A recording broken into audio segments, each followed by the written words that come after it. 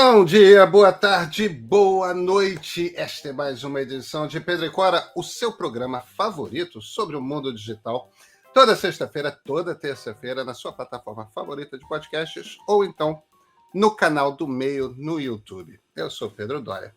Ao meu lado está minha amiga Cora Rona. E Cora, qual é o nosso tema de hoje? Nós vamos falar do Uber, um caso estranho de uma empresa que sobrevive perdendo dinheiro. Pois é, vocês acham que existe a possibilidade de uma gigante do Vale do Silício quebrar por completo nos próximos anos? A Uber? Será? Vem com a gente.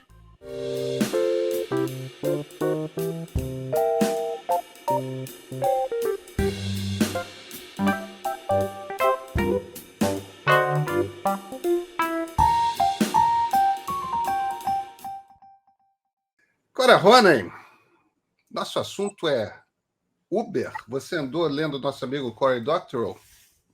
Pois é, não só ele, como New York Times, como The Verge, todo mundo falou do Uber, né? Há coisa de uma semana, porque eles apresentaram os resultados econômicos deles dessa temporada e, aparentemente, eles tiveram lucro.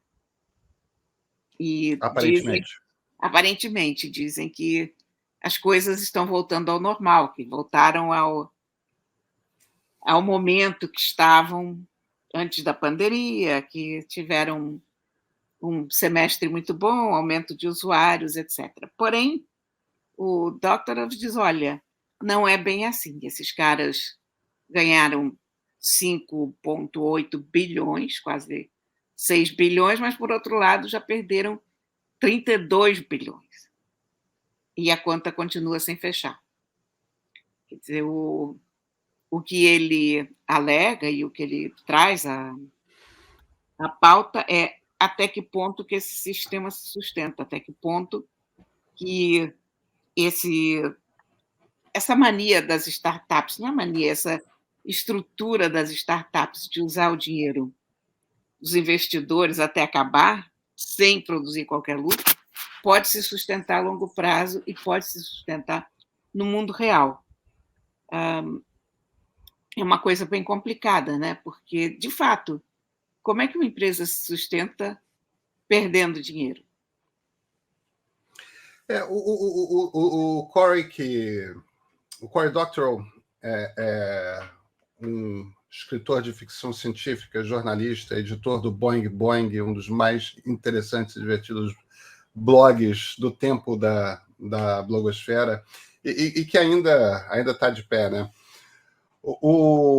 Também um dos fundadores da Electronic Frontier Foundation, né? Da EFF, que é a ONG que luta pela liberdade na internet. O Cory faz uma observação muito interessante, que é uma observação de... A proposta de negócio do Uber é o seguinte, olha, eu vou pegar as pessoas que têm carro, cada um com seu carro, e vou deixar elas venderem seus serviços como motoristas, como se fossem táxis, só que você vai chamar pelo aplicativo. E aí que o Cory alega o seguinte, olha, o táxi já é um negócio pouco rentável. Tipo, o taxista não faz ninguém faz fortuna como taxista. Você compra um carro, e no caso do taxista, você ainda compra o carro com desconto, né? Você não paga um cacetão de imposto, o que não é verdade para motorista de Uber, que paga o preço cheio do carro. Mas você compra lá o carro, e aí, como taxista, você tem que pagar seguro do carro, você tem que botar gasolina no carro, você tem que... Quando o carro dá problema, você tem que ficar parado e não pode trabalhar, não pode ganhar, tal. O valor é tabelado. Aí você faz um serviço que é muito mais barato do que o serviço do táxi. Você desconta do motorista uma parte do que ele ganha. Quer dizer, você já cobra mais barato do que a corrida do táxi, que não dá um lucro exorbitante para o taxista. Você cobra mais barato e você ainda tira um dinheiro do sujeito. Quer dizer, como é que essa conta fecha? Essa é a pergunta que o Corey faz. E a tese dele é de que esse serviço de aplicativo de carro, ele não tem como se sustentar a longo prazo cobrando os valores baratos que cobra. E eu não pegava táxi há muito tempo, sabe, Cora? Eu tive que... Eu levei meus filhos para umas semanas atrás para conhecerem o Zico. Ficaram numa felicidade danada. E o Zico estava autografando um livro lindo que foi publicado sobre ele, com a história de todos os gols dele, documentado, tipo, tem em que jogo foi, como é que foi o lance, tal, uma graça o livro. E o Zico estava autografando, eu cheguei de São Paulo, peguei os meninos, entramos no Uber e fomos para a Barra da Tijuca, que é longe daqui onde eu moro. Isso umas 2, 3 semanas atrás. Fomos lá. E 3 horas de fila, 2 horas e meia de fila. Eu exausto, eu tinha chegado de São Paulo. Vamos voltar. Eu saí do shopping, daqueles shoppings lá da Barra, tinha um táxi na minha cara. Aí, putz, eu vou chamar um Uber, vai demorar 10, 15 minutos para chegar aqui, eu vou pegar esse táxi. Ora, foi o dobro. É o dobro. Foi o dobro. E eu fui de Uber Black. Eu não fui de Uber X, eu fui de Uber Black. E foi o dobro para voltar de táxi, um táxi muito pior. E não estou reclamando, mas nessas horas, eu não pegava táxi há muito tempo, nessas horas que você percebe o quanto que o Uber é muito mais barato do que táxi. Como é que esse sistema se paga? A tese do Corey é que é impossível que ela se pague, né? Eu acho que é impossível que esse sistema se pague tirando uma percentagem tão grande para a administradora, para o aplicativo. Porque, na verdade, a Prefeitura do Rio criou um aplicativo chamado Rio Táxi, que é um Uber, só que de táxi, e do qual eles não tiram uma participação grande, deve ser alguma coisa residual. E esse aplicativo tem funcionado muito bem. Eu volta e meia pego esse aplicativo e ele me parece, inclusive, mais justo em termos de negócio, porque ele propõe vários níveis de desconto. Você pode pegar o táxi pelo valor cheio, com 10% de desconto, com 20%, 30%, você escolhe. Claro que o número dos táxis dispostos a pegar a tua corrida vai diminuir de acordo com o tamanho do desconto. Mas eu acho que é uma coisa razoável, porque combina a tua necessidade com a necessidade do taxista. Então, eu tenho usado bastante esse aplicativo. E eu, em geral, não pego com desconto, porque as minhas corridas são muito pequenas. Então, acho totalmente desnecessário pegar um desconto para uma corrida que vai dar um nada até a esquina, né? Você não tem como fazer uma coisa dessas a longo prazo, tendo um percentual da companhia também no meio. O problema é que a companhia vive desse percentual. Então, eu acho que, com o tempo, o Uber vai ficar mesmo num beco sem saída. E eu não sei como é que a gente vai resolver a questão do transporte, porque o Uber era extremamente necessário aqui no Rio. Quer dizer, pegando pela nossa cidade, pelo que a gente conhece, o Uber fez uma diferença enorme para quem não tem carro, especialmente em relação aos táxis, porque o serviço dos táxis melhorou muito depois que o Uber chegou. A competição, né? Eu não tenho carro há 500 anos, então sempre usei táxi, uso Uber desde que apareceu, e eu acho que os táxis aprenderam a prestar um serviço muito melhor. Porque tinha de táxi que te perguntava para onde você ia, o tamanho da corrida, te roubava. Enfim, tudo isso eu acho que melhorou muito no táxi. Mas, apesar disso, só o táxi não dá conta do transporte urbano numa cidade do tamanho do Rio. Eu acho, Cora, que tem um erro no raciocínio do Coy, do qual ele não se dá conta, e é uma coisa que eu sempre ouvi quando eu falava sobre Uber nas visitas lá ao Vale do Silício, que é o seguinte, mas o pedaço que a Uber nunca fala, isso vale para Lyft, isso que é a concorrente da Uber nos Estados Unidos, isso vale para qualquer um desses aplicativos, para o Didi na China, né? O Cabify na Europa, não sei se ainda tem Cabify aqui no Brasil. Não, aqui no Brasil já acabou. O que não. A coisa que não está dita é o seguinte: o modelo de negócio deles é carro autônomo. O que a Uber, na verdade, faz com o dinheiro dos investidores é comprar o mercado. O que quer dizer comprar o mercado? Fazer com que você crie o hábito de usar aquele aplicativo. Então, quando você já tem aquele aplicativo e eu preciso de um carro, eu vou nesse aplicativo, no momento que o carro autônomo entrar, a Uber vai comprar uma frota de carros autônomos e o problema está resolvido. Aí você não precisa mais pagar motorista e no momento que você não precisa mais pagar motorista, o dinheiro é todo seu. Qual é a questão aí? A questão aí que não estava no mapa quando a Uber nasceu, sei lá, 10 anos atrás, é que a expectativa é de que o carro autônomo estaria pronto e funcionando entre 2020 e 2022. Como você possivelmente sabe, Cora, eles não estão lá fora na rua. E o motivo pelo qual eles não estão lá fora na rua é que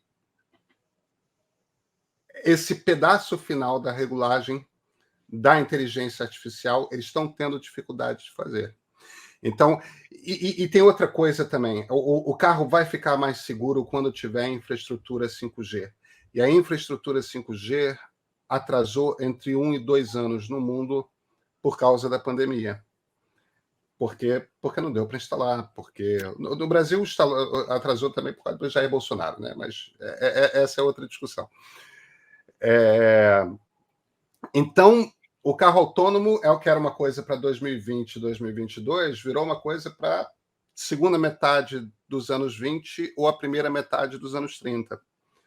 A gente não sabe se a Uber tem dinheiro suficiente em caixa para se manter viva até lá. Mas o problema que a gente vai ter, e esse não é um problema trivial, a gente já conversou sobre ele várias vezes e tenho certeza que vamos conversar sobre ele outras vezes, quem vive de táxi, quem vive de Uber, motorista de ônibus, todas essas coisas, as pessoas vão viver de quê? Eu digo motorista de ônibus, eu digo motorneiro de metrô, de trem, maquinista, porque não é só o carro que vai ficar autônomo, né? A gente tem uma questão muito complicada. Essa questão do transporte urbano é doida, porque é uma questão que já era para estar resolvida, não está. No Brasil, definitivamente não está. No Brasil, se você parar com o Uber nesse momento, as cidades param, porque a gente criou uma dependência enorme do Uber. Ao mesmo tempo, se você tirar os táxis, também para. Se tirar os ônibus, também para. Não tem uma solução só e não tem solução. Vai ter essa solução dos carros autônomos, sim, quando eu acho que o carro autônomo vai resolver muito problema, mas vai criar esse problema que a gente já viu em uma quantidade de outras profissões e que a gente tem visto ao nosso redor, que é o fim de certas profissões. E, de novo, do que as pessoas vão viver? E eu acho que o Brasil, de novo, vai ficar para trás, porque o Brasil não está formando gente como deveria formar, para as áreas em que deveria formar. Hoje, no Brasil, você tem uma carência de engenheiros de software, de programação, gigantesca. As empresas estão pagando headhunters para achar gente. E quando você vai para... E quando você vai para programador mesmo, está todo mundo trabalhando para a empresa no exterior, né? É. Porque ganha em dólar. Então a gente vai ter que rediscutir. É engraçado, mais uma coisa que a gente vai ter que rediscutir nesse país, a questão do trabalho. É tanta coisa para se discutir nesse país que me dá um certo cansaço, sabe? Que dá vontade de sentar no canto, cobrir a cabeça de cinzas e não fazer mais nada, porque você vê agora com essa tragédia em Petrópolis, a gente vê que a questão da moradia tem que ser discutida a sério. Tem que entrar no calendário eleitoral. E não é só no calendário eleitoral, ela tem que entrar nas intenções de trabalho dos políticos passadas as eleições. Porque não dá para você ver um monte de casa encarapitada no morro e dizer que está bem. E a cada ano ter 200, 300 mortos porque a chuva foi maior do que esperado. Não dá para você ter um sistema de transporte público como é o do momento, que não está resolvendo a vida de ninguém. A educação, a saúde, enfim, cara, é muito beco sem saída para um país só, né?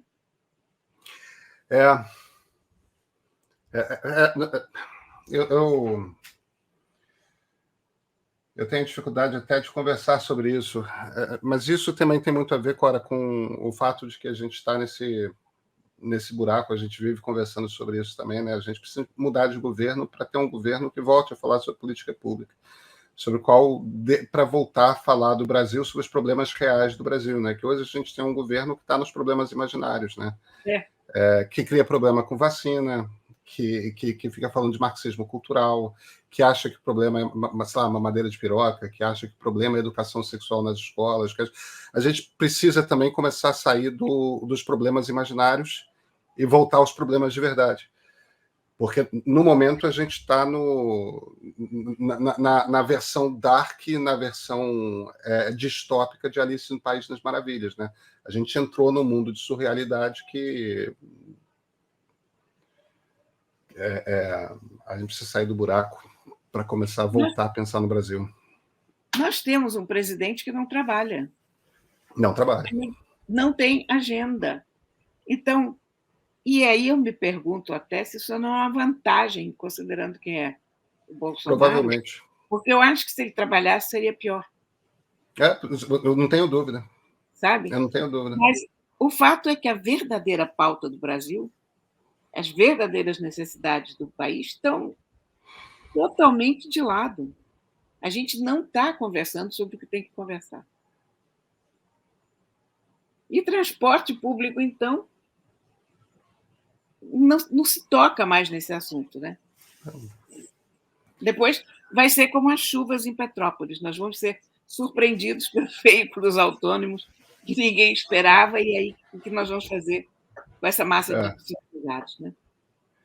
Agora, voltando à nossa conversa original, tem uma questão aí, e nesse ponto eu acho que o Corey está certo.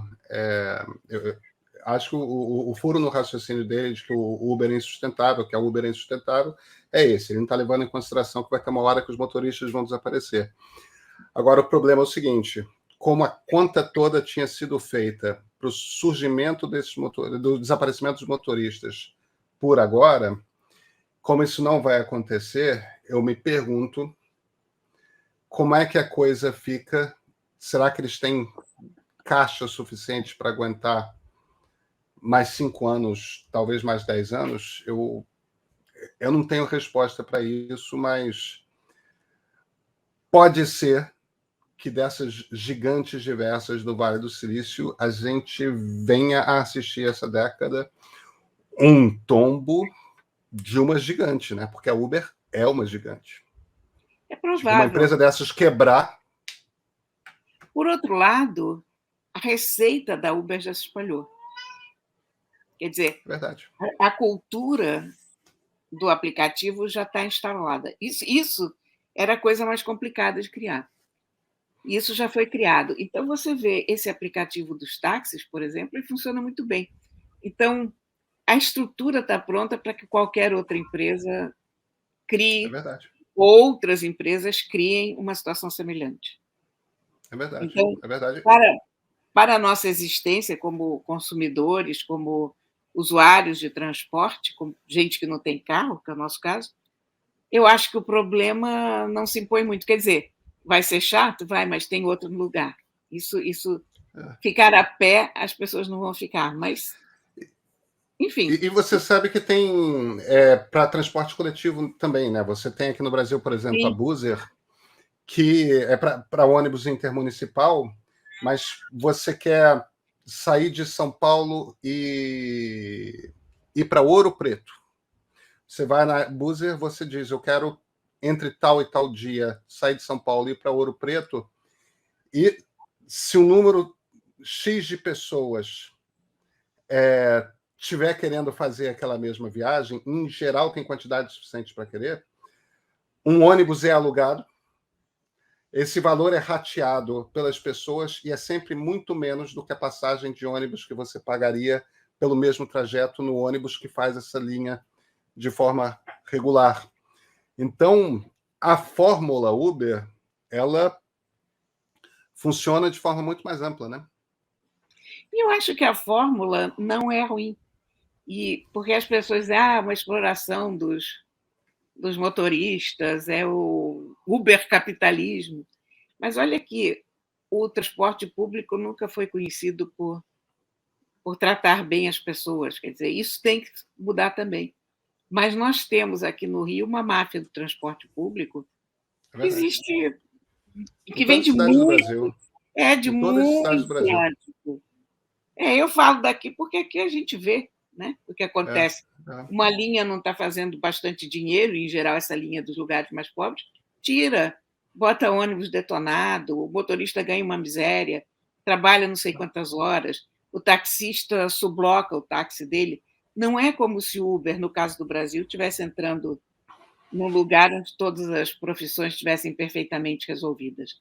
Em Londres é um pouco diferente, porque você pegou o Uber numa região onde o táxi era uma profissão levada muito a sério, onde os taxistas tinham que estudar muito, a licença custava caríssimo, mas o serviço prestado também era muito bom.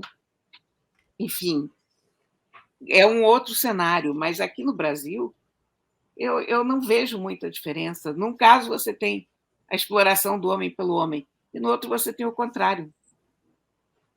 É engraçado você estar falando disso, é que hoje a gente tem GPS, então isso não faz mais lógica, né? Mas o rigor que Londres tinha para selecionar taxistas, os caras tinham que decorar todas as ruas da cidade.